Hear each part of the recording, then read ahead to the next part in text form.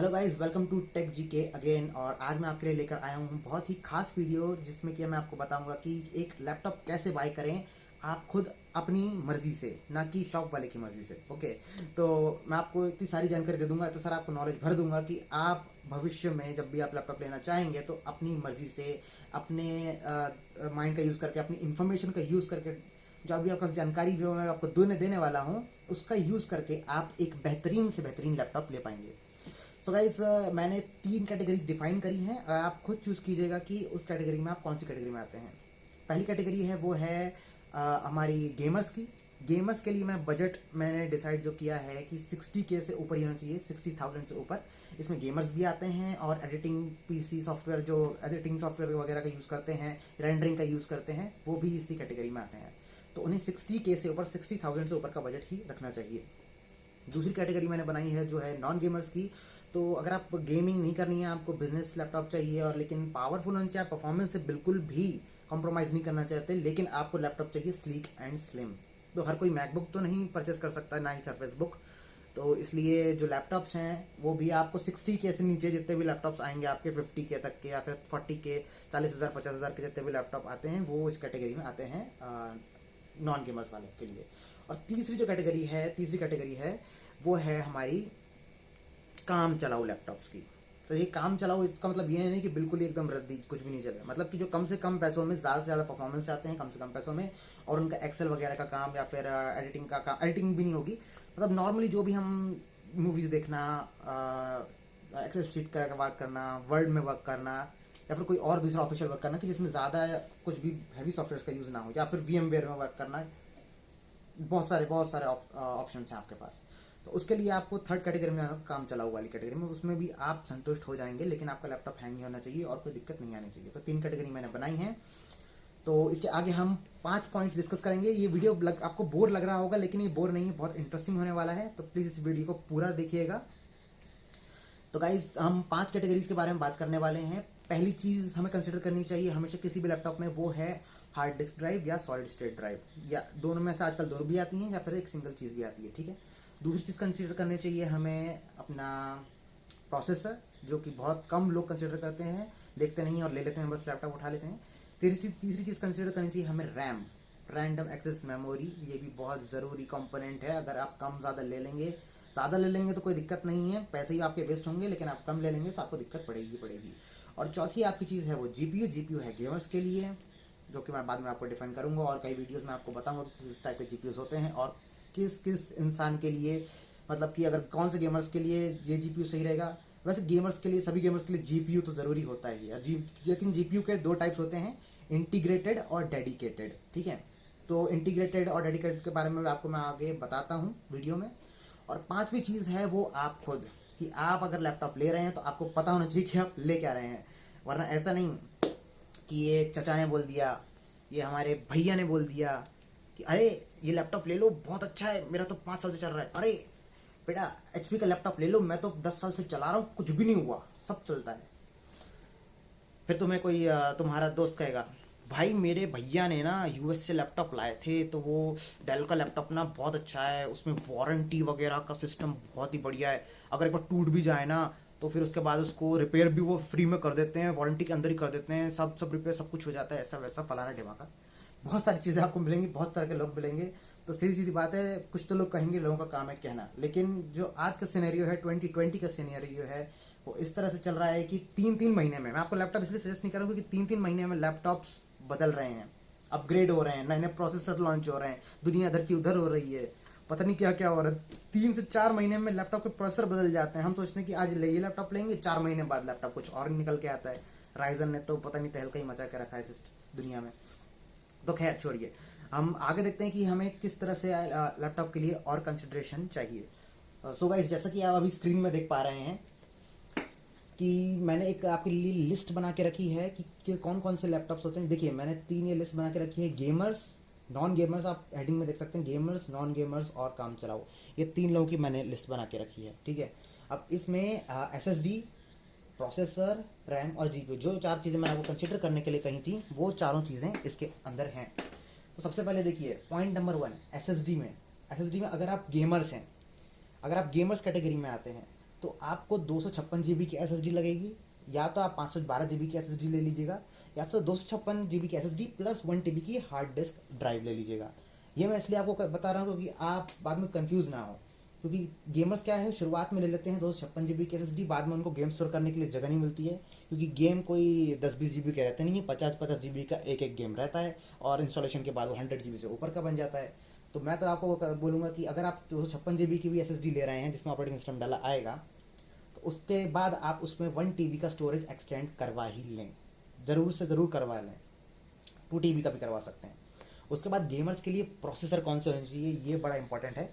Intel के i5, i7, i9 आप बस देखते जाइए, जैसे मैं बता रहा हूँ इसमें वीडियो में जो आपको फ़ोटो दिख रही है उसमें प्रोसेसर की जो उसमें गेमर्स की जो लाइन है, जो कॉलम है, उसमें देखिए आप इंटेल के i5, i7, i9 8th and 10th generation के आप प्रोसेसर्स वाले लैपटॉप ले सकते हैं। नॉर्मली आते ही हैं गेमर्स के लिए जो लैपटॉप आते हैं उसमें ये ऐसे प्रोसेसर हैवी प्रोसेसर ही लगे रहते हैं। और उसके बाद इसमें है AMD Ryzen 5 3550H और Ryzen 7 3700 और Ryzen 5 4500, Ryzen 5 4600H। तो ये जो आपके जो प्रोसेसर्स हैं, ये जो आपको दिख रहे हैं प्रोसेसर्स, ये अलग अलग लेवल के प्रोसेसर्स हैं। किसी में 4 कोर्स 4 थ्रेड्स हैं, किसी में 4 कोर्स 6 थ्रेड 4 कोर्स 8 थ्रेड हैं, किसी में 6 कोर 12 थ्रेड हैं। जो आप देख रहे हैं ना Ryzen 5 4600 सेकंड प्रोसेसर वाले जो कॉलम आप गेम्स का कॉलम है उसमें सेकंड वाले रो में वो है Ryzen 5 4600। ये 6 कोर 12 थ्रेड का प्रोसेसर जो कि अभी लॉन्च हुआ है, लेकिन इसकी कीमत लगभग 1 लाख रुपए तक की है। तो अभी आप इसे ज़रूरी नहीं है कि आप ज़रूरी है कि आप इसे ले ही लें आगे, और इसके पॉइंट देखिए कि आपको लेना है कि नहीं लेना है। और तीसरी चीज़ है रैम। गेमर्स को अगर रैम की कहीं ज़रूरत पड़ती है तो वो है मिनिमम 8 GB की, मिनिमम। गेमर्स हैं अगर आप, ठीक है गेमर हैं, लेकिन अगर आप हैं एक रेंडरर, आप रेंडरिंग करते हैं, आप वीडियो एडिटिंग करते हैं, आप कुछ और भी चीज़ें करते हैं, तो उसके लिए आपको कम से कम 16 GB तो आपको कंसिडर करनी चाहिए, क्योंकि क्या है वीडियो एडिटिंग में और रेंडरिंग में ज़्यादा रैम लगती है। अगर नहीं करनी है आपको फ्यूचर में तो आप 8 GB रैम तक ही संतुष्ट रहिए, यकीन मानिए सफिशिएंट है, बढ़ाने की ज़रूरत नहीं, पैसा वेस्ट करने की कोई ज़रूरत नहीं है। उसके बाद आता है GPU में होता है डेडिकेटेड GPU क्या होता है हमारा, जो आपको चिपकाया जाता है। देखिए इस तरह समझिए, जैसे आपने कोई नया लैपटॉप लिया, इंटेल का लैपटॉप लिया, उसके साथ आपको जो स्क्रीन जो चल रही है वो आपकी इंटीग्रेटेड CPU की वजह से आपको ये ग्राफिक्स दिख रहे हैं सामने, विंडोज़ खुल रही है, कलरफुल ये रंग बिरंगे जो दिख रहे हैं वो आपको दिख रहा है इंटीग्रेटेड GPU की वजह से, जो कि आपको प्रोसेसर के साथ कंपनी चिपका के देती है बिना किसी आपकी इच्छा के। लेकिन जो डेडिकेटेड GPU होते हैं ये होते हैं स्पेसिफिकली गेम्स के लिए। जैसे कि मैं आपको बताऊं कि NVIDIA 1650 आते हैं आजकल लेटेस्ट में, ठीक है, इसके नीचे मत लीजिएगा। 1050 Ti हैं, बहुत पुराने हो चुके हैं, अब उनको लेने का मतलब नहीं है। तो NVIDIA 1650, NVIDIA 1660 Ti, NVIDIA 2060 और 2070 2080 लाइन लगी हुई है। तो जैसे जैसे आप प्राइस बढ़ते जाएंगे आपके GPU भी बढ़ते जाएंगे। उसके बाद देखिए नॉन गेमर्स की आप कैटेगरी में आ जाइए सेकंड रो में, तो SSD इज़ मस्ट, SSD लीजिएगा ही। SSD नहीं लेंगे तो ऐसा बेकार लैपटॉप हो जाएगा, साल भर के अंदर आप बोलेंगे कि मैंने ये क्या ले लिया, क्या दिला दिया। फिर उसके बाद आपको प्रोसेसर आप इंटेल का i3, i5 8th 10th generation ले सकते हैं, कोई ज़्यादा ज़रूरी नहीं है आप बहुत ही हैवी प्रोसेसर ले रहे हैं, क्योंकि आप SSD ले रहे हैं, SSD कवर कर लेती है। SSD की स्पीड काफ़ी फास्ट होती है और आपका ऑपरेटिंग सिस्टम कई साल तक सेम ही स्पीड आपको देगा, बूट टाइम भी सही देगा, बाकी चीज़ें भी अच्छी मिलेंगी।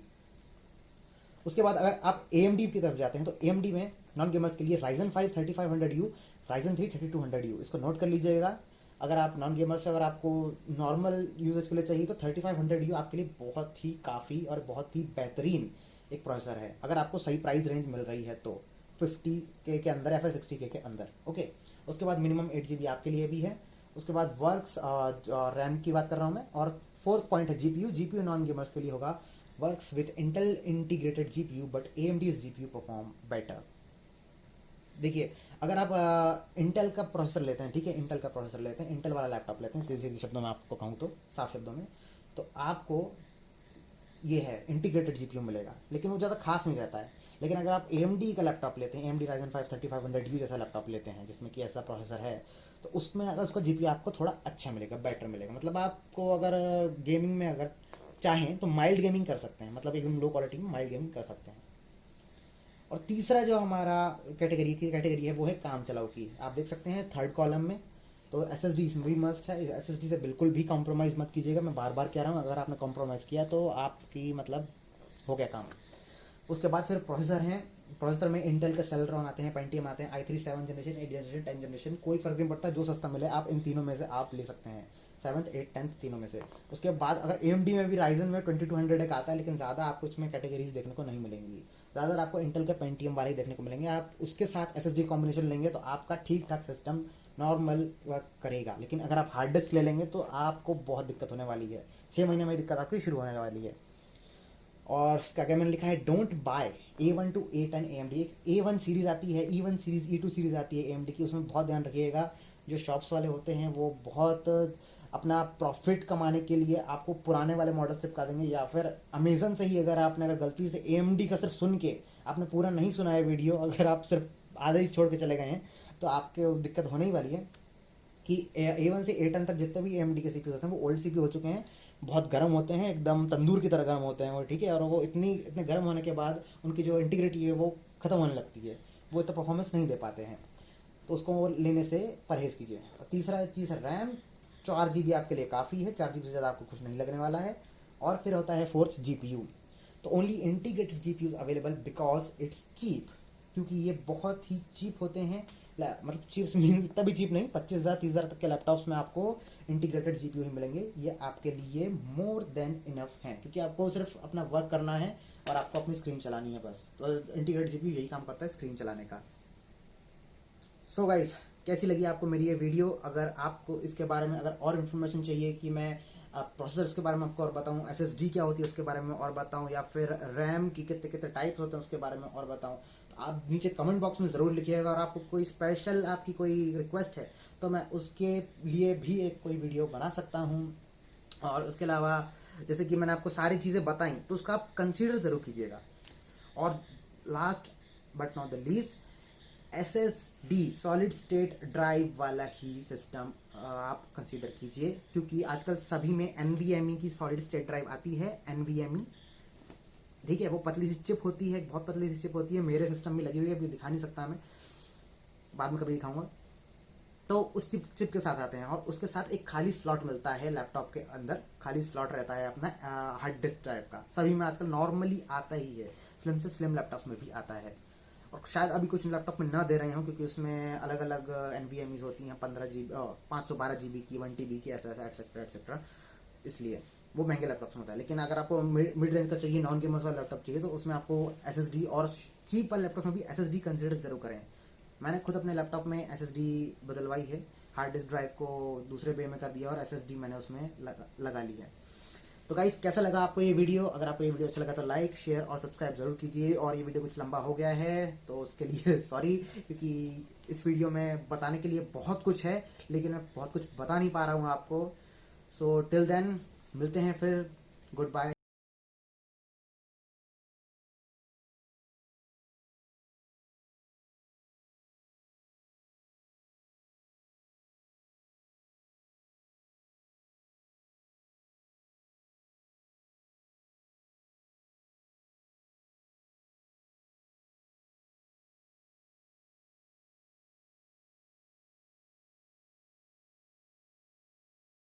शब्बा खैर।